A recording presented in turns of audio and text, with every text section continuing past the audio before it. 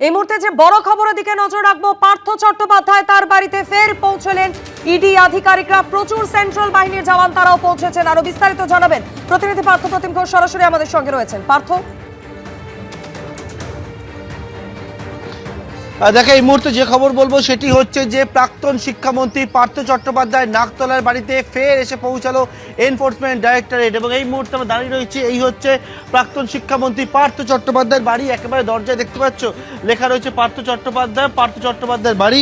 এবং পার্থ চট্টোপাধ্যায়ের বাড়িতে ইডির আধিকারিকরা তারা এসে পৌঁছালেন এবং ইডির অফিসাররা তারা এসে পৌঁছে এই মুহূর্তে পার্থ চট্টোপাধ্যায়ের বাড়ির চারপাশ একেবারে কেন্দ্রীয় বাহিনী দিয়ে ঘিরে ফেলা হচ্ছে। দেখতে পাচ্ছ যে এর আগে নিয়োগ দুর্নীতি মামলায় পার্থ চট্টোপাধ্যায় গ্রেপ্তার হয়েছিল এবং তার পাশাপাশি তার বান্ধবীর বাড়ি থেকে কোটি কোটি টাকা উদ্ধার দেখেছে রাজ্যবাসী। এবং এর পরবর্তীকালে তুমি জানো যে এসএসসি মামলায় পার্থ চট্টোপাধ্যায়কে ডাকা হয়েছিল এবং সেই এসএসসি মামলাও কিন্তু এনফোর্সমেন্ট ডাইরেক্টরেট ইডি তারা তদন্ত শুরু করেছিল।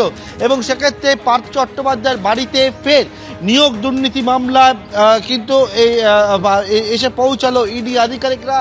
3টি গাড়িতে করে ইডির অফিসাররা তারা এসে পৌঁছলো। আমি দীপ্তেন্দুকে দেখাতে বলবো কেন্দ্রীয় বাহিনী একেবারে কিন্তু ভরিয়ে ফেলা হচ্ছে নাকতলা এলাকায়।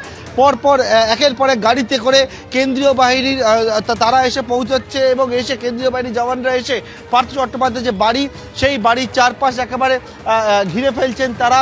এই মুহূর্তে নাকতলার বাড়িতে, যে নাকতলার বাড়ি থেকেই কিন্তু প্রাক্তন শিক্ষামন্ত্রী পার্থ চট্টোপাধ্যায় গ্রেপ্তার হয়েছিলেন এবং তার পরবর্তীকালে নিয়োগ দুর্নীতি মামলায় পার্থ চট্টোপাধ্যায়কে গ্রেপ্তার করার পাশাপাশি তার বান্ধবীর বাড়ি থেকে কোটি কোটি টাকা রাজ্যবাসী দেখেছিল যে উদ্ধারের।